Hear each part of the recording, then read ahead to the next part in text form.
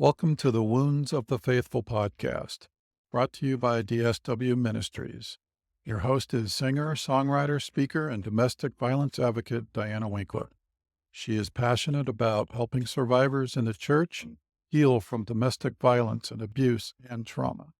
This podcast is not a substitute for professional counseling or qualified medical help.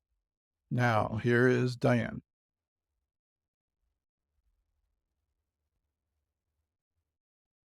Hello, thanks for coming back to part 2 of my interview with Arlene Lehmann, and she talks about her story of a coerced abortion. So this episode, we're going to talk about how she healed from her abortions, because she had 2 abortions, that she had no choice in the matter, and she did escape her abuser, and we definitely want to hear about that. So be sure to go back and listen to part 1 if you haven't done so, because you'll miss some important information. And I will mention this, those that are watching on YouTube, depending on my internet connection, sometimes the green screen doesn't show the logos and the pink background. It is showing my actual physical green screen. So it started doing that like right in the middle of an intense part of her story, and I had no control over that. That's the first time that's happened to me, but I just wanted to give you a heads up. Your eyes are not playing tricks on you. That unfortunately part of technology today. The interview, her story is so good. So I don't want to delay any further. So please enjoy the rest of my conversation with Arlene Lehmann. So, of course, again, Lewis, he actually kind of tried to be more emotionally supportive, I think, than he was the first time around. But what happened, I think why he was a little more emotionally supportive was because my pregnancy quickly became very complicated. I developed fibroid tumors, which were, of course, attached to the uterus. Mm-hmm. So there was no way of taking the tumors without taking the baby. And now, again, you have to remember this was back in the early 80s. Yeah. And I think now, I'm not sure, but I have kind of heard and read things that now there are procedures where they can do something about that too. Yeah, they do have some advanced methods now. I don't know what your situation was, but it may have been different, now. Right, yeah. I don't know either, but I was actually told at the time that even if abortion wasn't legal, that I would qualify because of my medical condition, because I had like 7 or 8 tumors. And then, of course, plus the growing baby. And of course, everything, my body is going through all these chemical changes and whatever. And the tumors were just growing at an astronomical rate. And weight. One weighed about 2 pounds by the time my second abortion occurred. Yeah. Oh my goodness. So the doctor kept telling Lewis, he kept saying, if she's complaining that she hurts or, is tired or whatever, you believe her. And he said, I do not know how the woman stays on her feet. And I was still working at the time. But anyway, I was trying to remain true to my promise to God and saying, God, I'm going to have this baby. Well, now here come all these complications. And then, of course, even though my mate kind of was supportive emotionally, at the same time, he was planting a lot of fear. Well, what are we going to do? Because he knew the baby could be premature if I did carry. Well, what are we going to do if it's premature? I can't afford these medical bills. Well, if it's premature, what if it's mentally retarded? What if it's crippled? What if? Meanwhile, I just kept praying my heart out, and I kept praying. I kept saying, God, I am keeping my end of the bargain. Where are you? Why don't you heal me? And it was a very difficult time. And finally, just one day, after long prayer.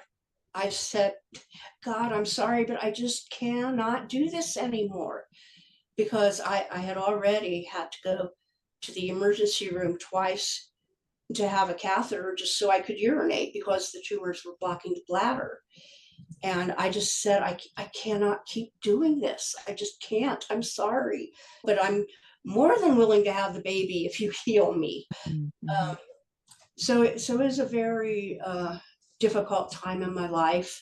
And of course, I knew that the situation was that I would have to have a hysterectomy, which of course then meant, well, I can no longer, this is my last chance to, bear my own children. So anyway, what happened was I finally broke down and had a hysterectomy. And I remember laying on that table, having my arms crossed on my stomach, trying to like comfort the baby that was inside of me, and praying and just asking God to forgive me. So anyway, I had the hysterectomy, and I woke up to the shattered dreams of not having children, not being a grandmother, all this stuff. It's just so heartbreaking hearing that. And that was such a difficult decision. Well, you really couldn't make the decision. You were kind of up against the wall, because if you didn't have the surgery, then you would be dead, right? You'd be dead. And so would the baby. And I know that God has forgiven you. I'm sure you're going to tell us about that. But can you elaborate on the different reasons that people get abortions? Yes, there are. What I always say is there are as many different stories as there are women, but the bottom line is the same. We all gave up our baby for whatever reason. And there are common threads, like a lot of them, they were young. Say they were in high school or college, especially in college. Well, this will ruin my career because I'm going to college to become whatever. Well, now I can't do that with baby. Some are younger than college age, they're in high school. I heard of one gal who told her parents she was pregnant, and their answer was get an abortion or get out of the house. Well, it's not like getting a tooth pulled. I mean, no. This is Thank you. Yeah, some women, unfortunately, they were in an affair. There's just different reasons, but there are common threads. A lot of it, I think, is being young, but some of it, you're older too, and you've got your life planned, or you decided you were going to have 2 children. Well, now here you are having a third one. But you and your husband have decided, well, we'll just have 2. Regardless, it doesn't take the pain away. It doesn't solve anything. The women are told that abortion is a quick, easy answer. It's just the beginning of a lot of other problems. So, yeah, it's not quick and easy on the recovery side of it. There's Right. a lot of shame and guilt for women who've had abortions for whatever reason, like you probably had. And a lot of times they don't have support or resources to keep the baby. Is there hope and forgiveness for them as well? Oh, of course. Yeah. Of course there is. Our God is a loving, forgiving God. There are consequences to our actions. So part of it, I think, the bad feelings, especially since I know we're kind of geared toward Christian women here, the shame and guilt, they stay with you. And there is hope, there is healing. I also want to say that there are recovery groups for abortion. A lot of women don't know that. They do not know there is help available, and that there are groups, there are books, there are Bible studies that can help you through it. A lot of the crisis pregnancy centers offer post-abortion treatment, not all of them, but that's a good place to start for resources. There are other groups, Silent No More, Rachel's Vineyard, what's that one in California? Silent Voices. A lot of places now offer support online also, which of course was not offered way back. Yeah. We didn't even have the internet growing up. Back in the old days, okay. But how I found out about it was I had visited a church that I don't normally go to on a Wednesday night service, and somebody had left a bulletin in the pew from Sunday. And so I still had a few minutes to kill before the speaker came on, and I picked up this bulletin, and it said there was this group for women who have had abortions. And I was like, what? So that was my very, very first step, probably, of the healing process. I contacted them. We went through the Forgiven and Set Free Bible study, which is written by, I think she's a psychologist. Anyway, she's very knowledgeable. She has written a book, and this was many years ago, and it's still going strong. It's one of the strongest post-abortion recovery books that there is. So even if you don't go to a group or get that book, it's a good book. But there is help available. For me, since I also had domestic violence in my past. Tell us how you got out of that, because I get out of that. You got out of your domestic violence. Our God, I'll tell you, he's just something. So he took this hysterectomy that I had, which was very traumatic for me. Mm. And as I've said, I'm miles away from family or whatever. But two of my sisters, they were living in Indiana at the time when I was still in Colorado. And they, of course, found out I was having a hysterectomy. Now, they didn't know anything about the baby, but they knew I was having a hysterectomy. So they said, we want to come out and help you for a while, as you recover, and help with cooking and laundry and what have you. So what happened was I had my own apartment, but I was basically pretty much living with my boyfriend at the time, even though we weren't getting along. So I had a lot of my personal items and things at his house, like the daily things, makeup and clothes and all this kind of stuff.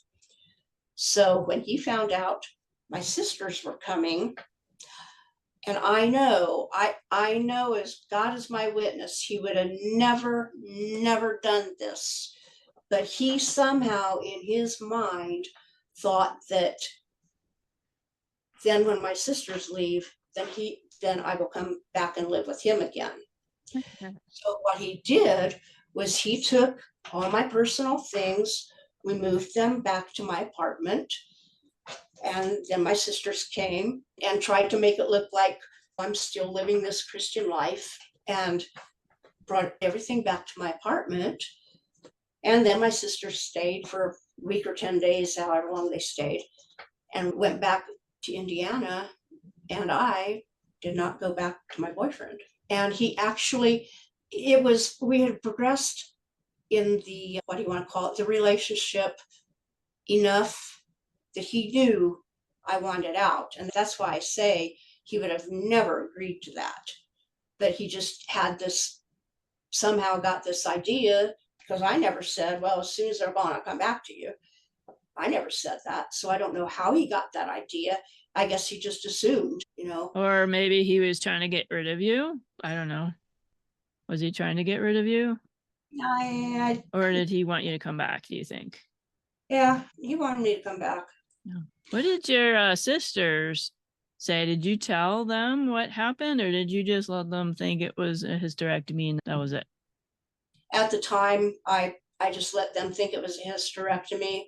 But later on, they knew. I told them and all the members of my family, but they did not know at the time. Wow. I give your sisters credit for coming out there and helping you. You never would have gotten out of that relationship if they hadn't come out to help you.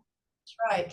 And so God took the most horrible day of my life. Even now, I say that was the most horrible day of my life. And I don't care what else happens to me. I have already had the most horrible day of my life. So it's not going to be it. Whatever happens to me, it may not be fun and I may not like it, but it is not going to be worse than that day. So anyway, what I started to say about that was God took the most horrible day of my life and managed to make it for the way of my escape. Mm.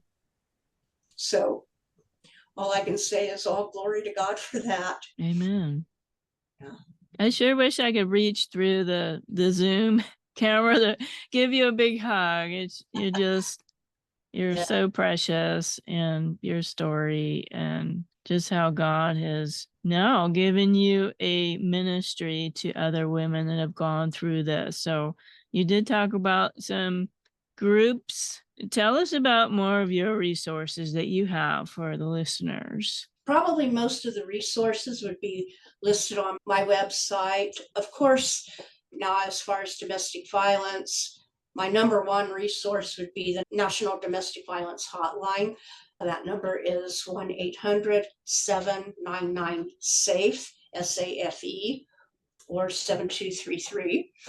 So that would be my first resource that I would recommend, because they can give you resources in your particular area. I mean, I can name things here in Fort Wayne, but if you're listening in California, that's not going to do you a whole lot of good. The hotline can give you resources in your area. Mm-hmm. As far as abortion, as I mentioned, the crisis pregnancy centers would probably be my very first step, because a lot of them do offer abortion healing. Yeah, I would say that too. We have a lot of great crisis pregnancy centers in my local area. They do great work. Was there anything that we didn't talk about with your story, or any advice you want to give the listeners? I know we covered a lot of ground today, but.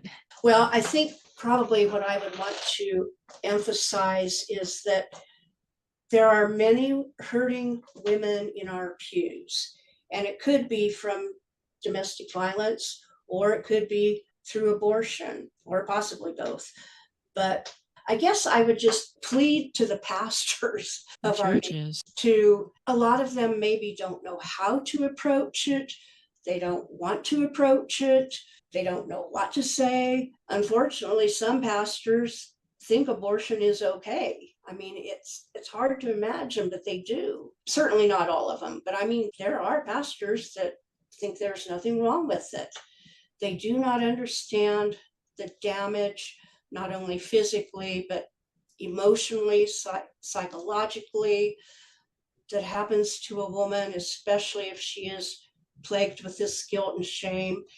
And by not mentioning it, it either enforces that to keep them in denial and say, oh, well, it must have been all right because we never talk about it. Or, there was something else I wanted to say about the domestic violence, is unfortunately, women have been told it is your job or your place as a Christian woman to submit to your husband.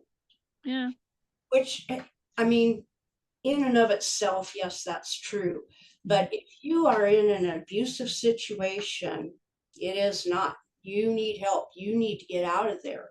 Amen. It's just. God didn't intend marriage to be Yes. a union between an abusive man and a helpless woman who's being beaten or coerced or forced to do things she doesn't believe is right. And it's totally different than a loving marriage. You're both submitting to the Lord and you're submitting to one another. So it's a little different than this power differential with I'm the boss and you do what I say and you have no say whatsoever in this marriage. That I don't think God intended that. He did not.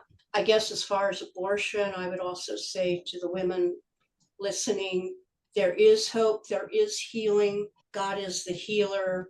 Even though you know God forgives you, you're still carrying all this guilt and shame. And God can take that too. And I hear women say, well, I know God forgives me, but I can't forgive myself. But you know what? Jesus died on the cross so we wouldn't have to forgive ourselves. Yes. He died on the cross and you're forgiven. That's it. And if you feel like, but I can't forgive myself, then you're almost saying, well, then Jesus's blood that he shed wasn't good enough. And that is not true. One drop of his blood can cleanse your entire sins. I love that. Thank you for saying that. You're welcome. Whatever sin that you have, not just abortion or, anything that we do that we know is wrong. We've all made mistakes. I know I have. I'm definitely not perfect. You're right.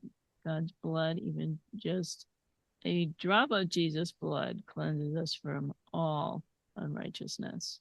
Yes. This has been a great time together. You have been so gracious in sharing your story, and it's probably still difficult for you to tell your story. It's still emotional, I can tell. You could still feel it right there. But I know that people listening, they really needed to hear this. If not for themselves, they know somebody. We all know somebody that could use this advice, the story, your testimony, and your ministry. How can the folks get in touch with you? I definitely want to make sure they have your contact information. Yes, my website is www.healinghiddenbruises, all one word, .com. You can also buy my book. There it is. I happen to have a copy.